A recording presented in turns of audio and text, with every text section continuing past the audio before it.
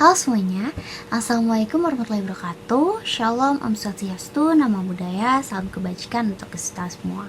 Perkenalkan, aku Olivia Ducayati, mahasiswa sosiologi juga pengamat sosial UNJ. Jadi di sini aku akan ngebahas terkait Danantara.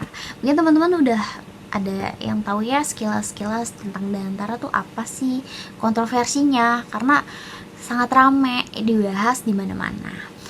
Jadi gini, pemerintah itu tuh membentuk super holding untuk BUMN, semacam versi Indonesia dari Temasek di Singapura.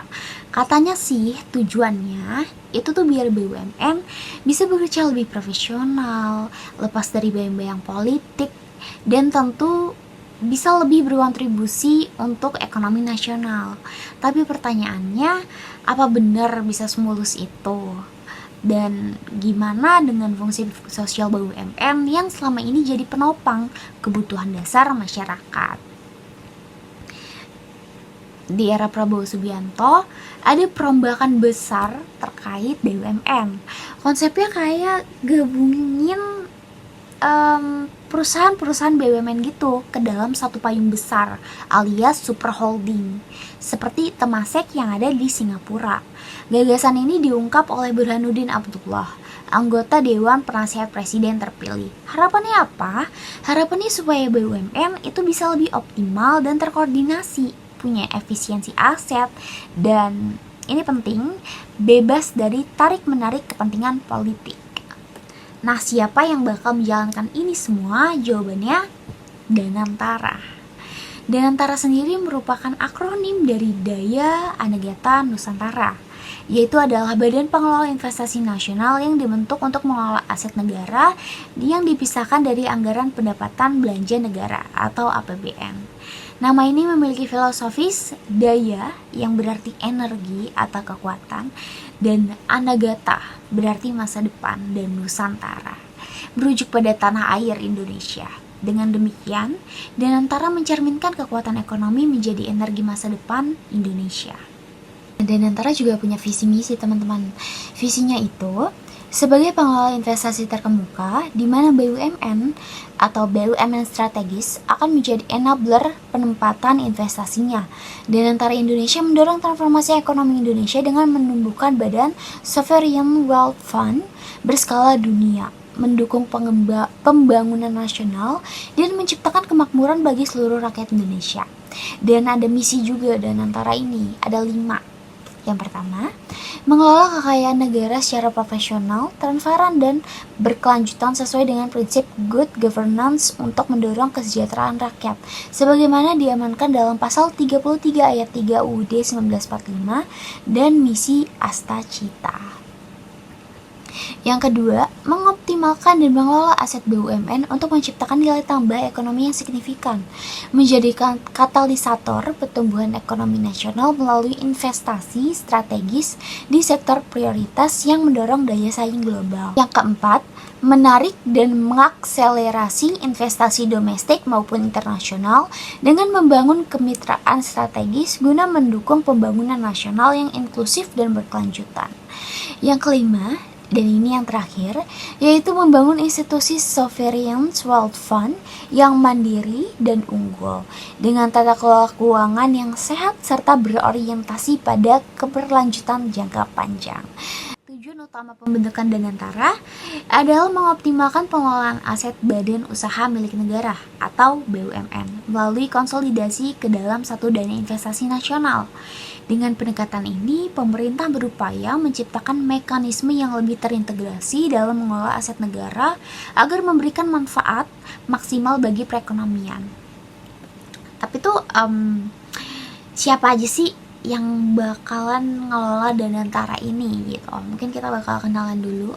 Jadi tuh Dewan Pengawasnya itu diketuai oleh Erick Thohir, dibantu sama Mulyaman Haddad sebagai wakil ketua serta anggota dari jajaran Menteri Keuangan, Menteri Koordinator, dan Menteri Sekretaris Negara. Lalu ada Dewan Pengarah bahkan diisi oleh 2 mantan presiden, yaitu Joko Widodo dan Susilo Bambang Yudhoyono. Dukungan politiknya kuat banget ya di sini tuh. Nah, kalau di level internasional ada Dewan Penasihatnya yang melibatkan tokoh global seperti Ray Dalio, pendiri Beachwater, terus ada Jeffrey Sachs, yaitu ekonom dunia, dan Thaksin Shinawatra. Teman-teman kalau tahu Thaksin Shinawatra ini, beliau merupakan mantan PM Thailand yang di Thailand pun dia dikudeta karena keterlibatan korupsi gitu. Tapi di dalam Danantara ini beliau dijadikan Dewan Penasihat. Ya. Dan untuk pelaksana hariannya ada CEO Danantara adalah Rosan Roslani, didampingi oleh Doni Oskara sebagai SOO dan Pando Patria Sahrir sebagai SEO. Nah, mereka didukung sama managing director di bidang hukum, keuangan, risiko, SDM, dan juga hubungan internasional. Dengan struktur sebesar ini, Danantara diharapkan bisa mengelola investasi negara seperti Temasek yang profesional, gesit, dan bebas intervensi politik. Sejak diluncurkan pada Februari 2025, Danantara telah mengambil alih kepemilikan dan pengelolaan 7 BUMN strategis yang sebelumnya berada di bawah Kementerian BUMN. Ketujuh ini tuh apa aja sih? Yang pertama ada Bank Mandiri, ada Bank Rakyat Indonesia atau BRI, lalu ada Bank Negara Indonesia atau BNI, Pertamina, Perusahaan Listrik Negara atau PLN, ada Telkom Indonesia, dan ada Mind ID. Itu holding industri pertambangan gitu. Nah, ketujuh BUMN ini merupakan pilar utama ekonomi nasional dengan total aset gabungan mencapai lebih dari 14.000 triliun. Di bawah Danantara, mereka diharapkan beroperasi lebih efisien, profesional, dan berorientasi pada nilai tambah jangka panjang. Sebenarnya aku dari tadi ngomongin Temasek mulu ya, Temasek Singapura, Temasek. Nah, sebenarnya kenapa sih Temasek itu jadi panutan? Nah, Temasek Holding itu perusahaan investasi milik negara Singapura, teman-teman. Tapi uniknya mereka beroperasi secara independen. Pemerintah cuma ikut campur kalau soal pakai dana cadangan negara aja. Sisanya ya semua diatur oleh manajemen profesional dan dewan direksi independen. Temasek fokus pada investasi jangka panjang dan mereka bisa gesit ambil keputusan karena tidak dicampuri urusan politik.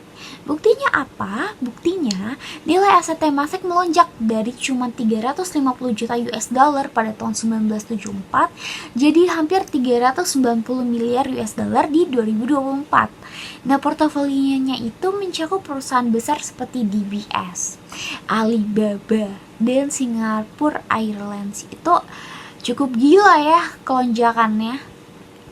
Sebenarnya gak cuma Indonesia, sebelumnya Malaysia juga coba ikut-ikutan bikin Temasek versi mereka.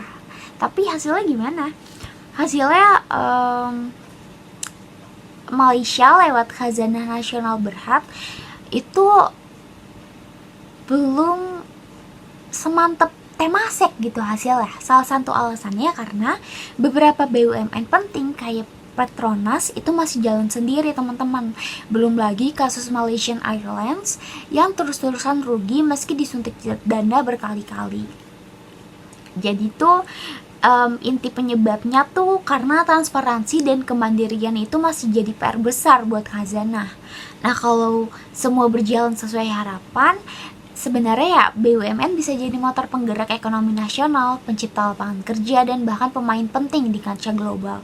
Tapi itu semua butuh sinergi kuat, tata kelola yang bersih, dan keberanian untuk berubah. Dan ini tuh sebenarnya ada banyak kontroversi, teman-teman, karena ramai juga di balik gemerlap rencana super holding ini ada kontroversi yang muncul di publikan. Salah satunya itu yang paling ramai, uang negara kenapa malah dipakai buat investasi, bukan untuk kebutuhan langsung masyarakat kayak pendidikan, kesehatan, bahkan untuk bantuan sosial gitu.